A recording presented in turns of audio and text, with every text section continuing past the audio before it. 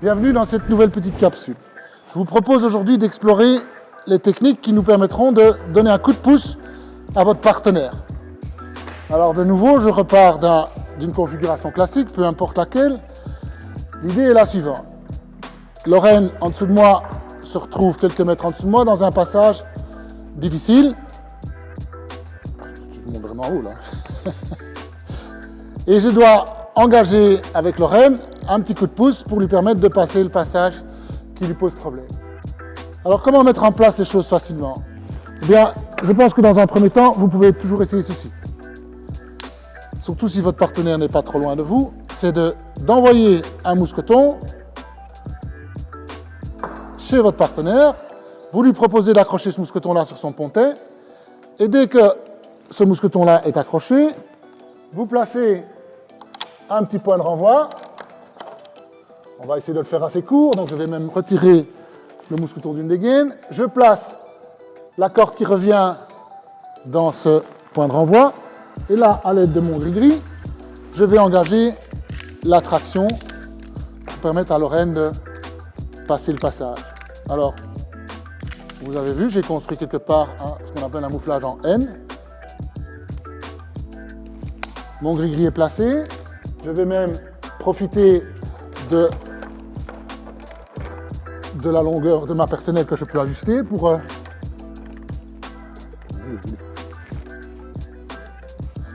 gagner un petit peu de... Et là, rien qu'avec le poids de mon corps, je peux trouver des solutions pour faire monter Lorraine. Et lui donner un petit coup de pouce pour pouvoir passer le passage difficile. Voilà. Et ainsi de suite. Donc voilà une manière assez simple de donner un petit coup de pouce et permettre aux enfants de passer un petit passage difficile. Alors il existe d'autres manières et je vous propose de les aborder dans la séquence suivante. Alors dans cette séquence-ci, je vous propose de toujours trouver une solution pour aider mon partenaire à passer un passage difficile, mais on va optimaliser un petit peu ce qu'on appelle la tête de mouflage. Et on va essayer de remplacer le réverso autobloquant par un outil qui, je trouve en encadrement, est essentiel à avoir. C'est ce qu'on appelle la mini-traction. C'est une poulie autobloquante qui va me permettre de faciliter grandement les choses. Alors, comment est-ce que je mets en place les choses? Eh bien, je prends une sangle. Évidemment, je mange notre fois ici. Je la prends pas trop longue. Je vais la doubler. Sauf si elle est vraiment trop courte. Elle est trop courte.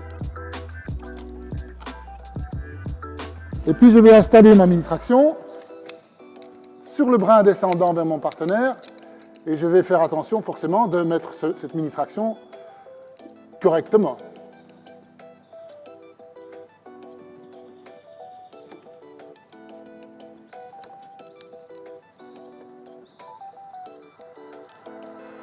Dès que la mini-traction est installée sur le brin descendant, je peux, avant de faire quoi que ce soit, vérifier bien qu'en tirant sur la mini-traction, elle bloque bien vers le haut. À ce moment-là, je vais m'arranger pour reporter la charge de mon partenaire sur la mini-traction.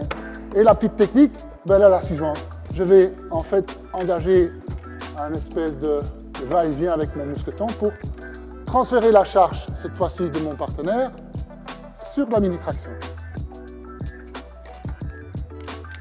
J'enlève mon réverso. Je renvoie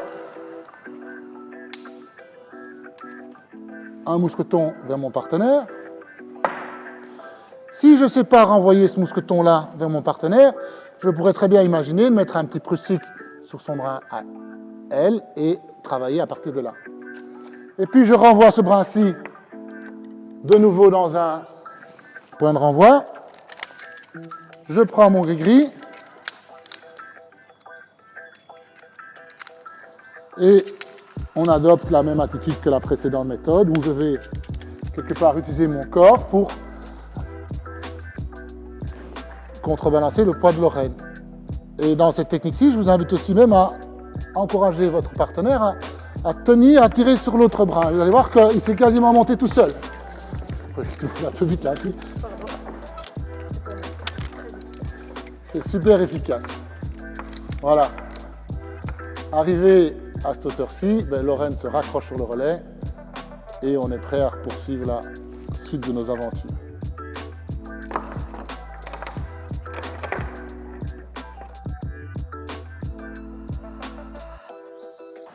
Alors il existe des cas de figure où je n'ai pas la possibilité de faire redescendre un mousqueton chez Lorraine comme ceci parce qu'elle est beaucoup trop loin de moi. Et donc l'idée est la suivante, c'est qu'au lieu d'aller renvoyer ce mousqueton-là chez Lorraine sur son pontet, je vais plutôt aller placer un prussique qui va me servir de point d'ancrage pour pouvoir engager mon mouflage en N. Et donc comment est-ce que je mets en place les choses? Je prends mon petit prussique, super, j'en ai pas. Je prends une sangle si je veux.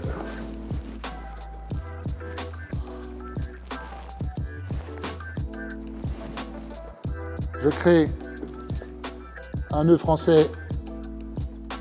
Attention de placer votre nœud français à l'envers forcément puisque la traction va se faire vers le haut. Je vais raccourcir au maximum ce nœud.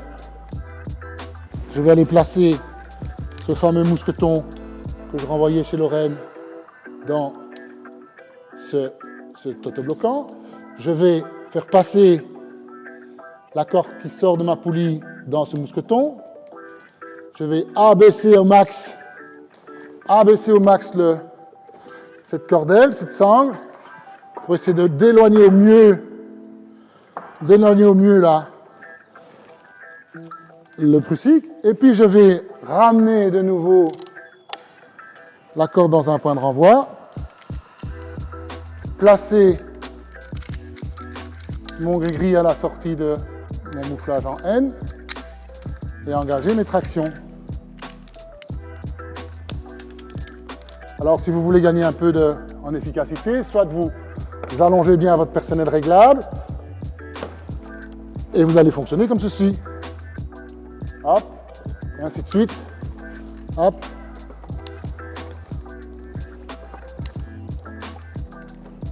Et ça va assez bien. Quand mon prussique est trop haut et si je dois engager d'autres tractions, je vais libérer de la corde du gris-gris, redescendre le nœud le plus bas possible et on repart pour encore une nouvelle salve de mouflage. Hop, hop, et ainsi de suite. Et voilà une mise en situation qui me permettra de quelque part d'aider Lorraine à passer un passage un peu plus difficile. Alors si Lorraine passe le passage et qu'elle poursuit son ascension, eh bien rien ne m'empêche de continuer son assurage avec la poulie autobloquante. Dans ce cas-là, je dois veiller quand même à ce que la corde reste bien tendue entre mon partenaire et moi, mais l'assurage avec une poulie en autotraction est tout à fait envisageable dans ce contexte-là. Et nous voilà, tirés d'affaire.